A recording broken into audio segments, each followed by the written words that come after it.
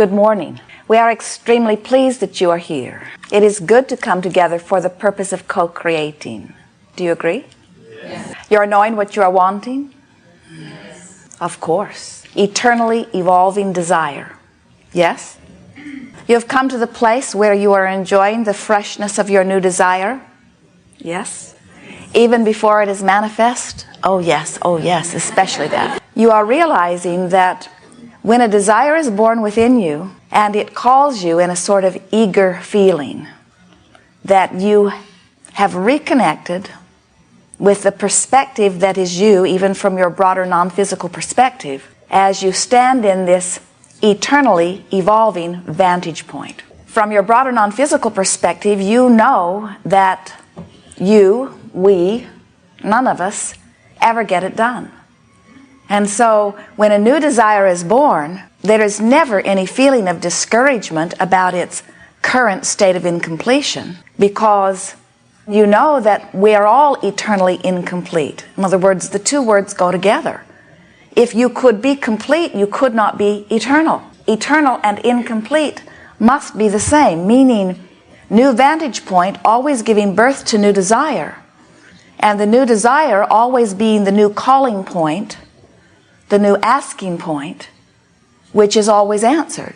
And so if any of us could ever get to the place where our environment did not produce a new desire, or the last desires that were produced were already fulfilled, we would finally be dead, and there is not any of that anywhere.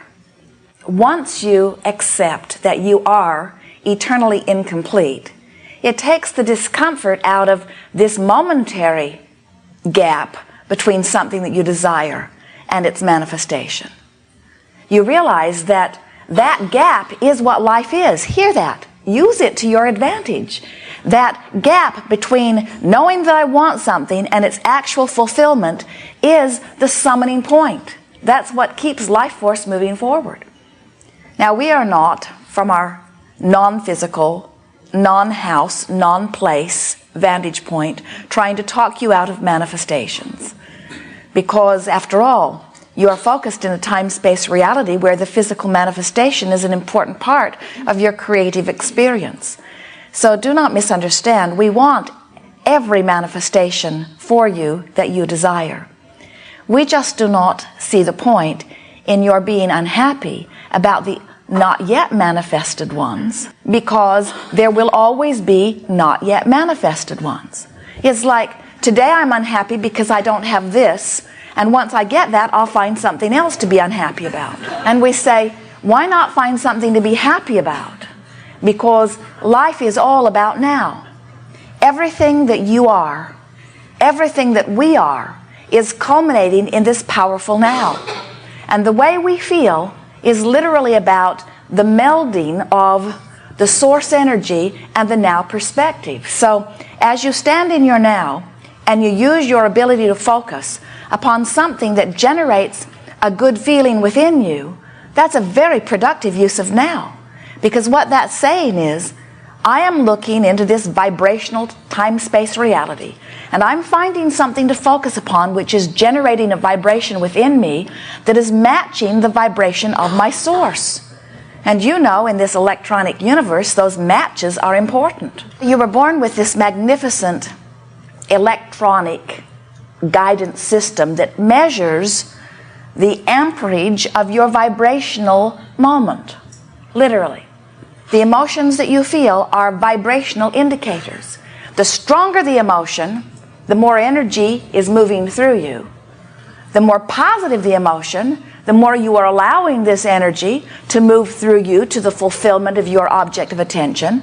The worse you feel, the more energy you're summoning and not allowing to flow through. It's all about vibrational matches.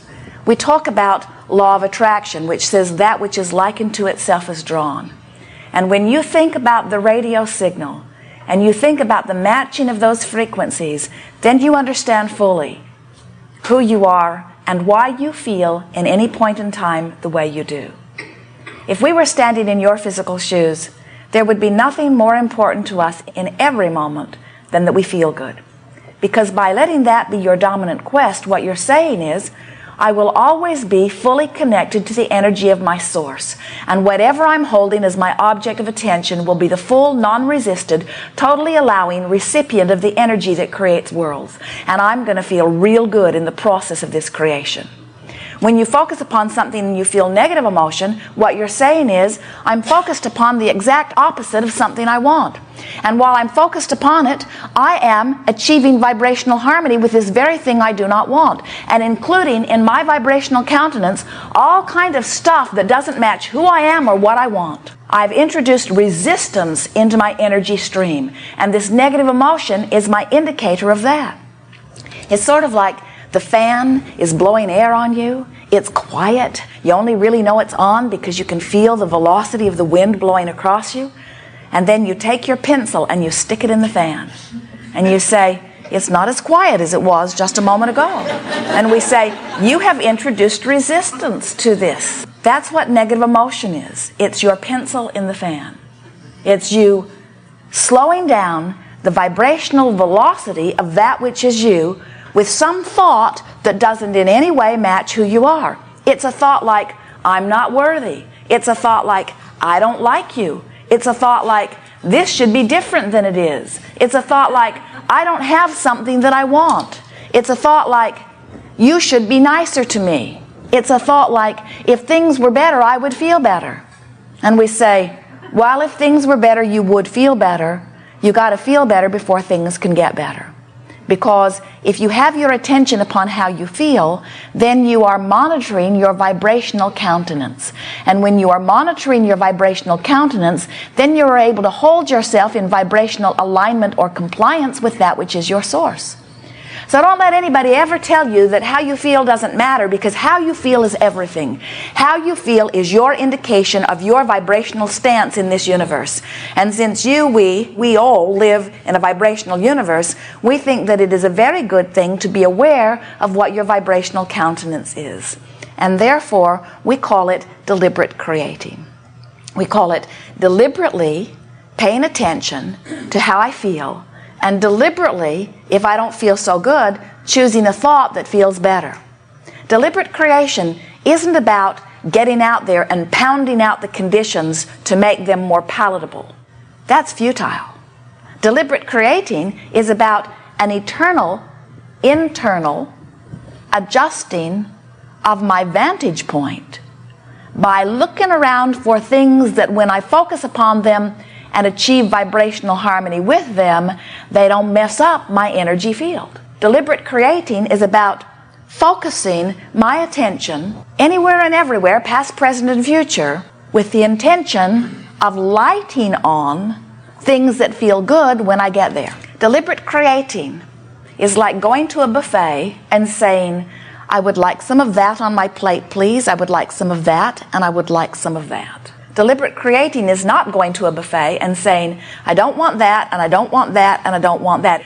Can you imagine the nice people behind the counter as you take your plate and you say, no, not that. No, no, no, no, no, not that, not that. No, no, not that. No, not that, not. And soon they would say, why don't you just take your time and tell us what you do want? It will go ever so much quicker. Well, all right, but don't give me any of that, and be sure to don't get any of that on my plate. You understand it when it comes to buffets, and we would like to remind you that you are here in this vibrational buffet where there is so much to choose from, and whatever you choose causes you to offer a vibration. So if you're looking out, watching your television or watching your neighborhood or watching where you live, as you're looking out and finding those things you don't want and fixating on them, you've put them on your plate. And then you get all worried because you're sure somebody's going to shove it in your mouth. And we say, you really have more control than that. In other words, we don't find you very fearful at the buffet. You're not really afraid, once you're past the age of 3 or 4 anyway, that somebody's going to make you eat something that you don't want to eat. In this vibrational-based universe, you get to choose what you give your attention to. And giving your attention to it is equivalent to putting it on your plate. And once you've got it on your plate, there's a pretty sure chance it's going to get in your mouth. So what you're wanting to do is, up front, be more aware of what you're giving your attention to. So deliberate creating is not about controlling the conditions so that you can have a better feeling response. Deliberate creating is about deliberately choosing a thought, understanding that law of attraction then will make that thought that you chose even more available to you next time. Law of attraction says that when you give your attention to something and you achieve a vibrational alignment with it for as little as 17 seconds, something happens in your vibrational nature that makes you have easier access to that thought now. And if you maintain it for another 17 seconds, it reaches another vibratory level where you have even easier access. And if you keep that up until you have maintained your undiluted attention to a subject for as little as 68 seconds, what happens is that vibration is now more easily accessible by you. It becomes a path of less resistance. The first 17 seconds, you have to focus, because this new thought of your choosing may not be the path of least resistance. You may have other thoughts that are more active. In other words, take a subject like dollars. Which do you think is more active in your vibration? Plenty of dollars or not enough dollars? Well, we can tell you by the way it feels which is more active. We can tell you by the way it's manifesting which is more active. Which is more active in your vibration? Vibrant health or worrisome illness? You can tell by what's manifesting, but even better, you can tell by the way you feel when you approach the subject. So as we are talking about the science of deliberate creation, we've found an even softer way of describing to you, and we've begun calling it the art of allowing, which means the art of choosing a vibration which allows my connection to my source of well-being. But in order to understand the art of allowing, you must accept the premise of this universe, which we promise you is one of well-being. There's only a stream of well-being that flows, which you may be allowing fully or diminishing in some regard. But well-being is the only stream that flows. Sometimes people will look at the manifestation and they will see someone sick, and they will describe them as the holder of illness. And their implication is that this person is sick, not well, and that they got sick because some sickness ambushed them. And we're wanting to help you to reorient yourself to the way this universe really works by understanding sickness didn't ambush them. They held thoughts that disallowed little by little the wellness that would have been there otherwise. You say, yes, but why does it happen to little ones? And we say little ones can pinch off well-being too. Power of influence is very strong.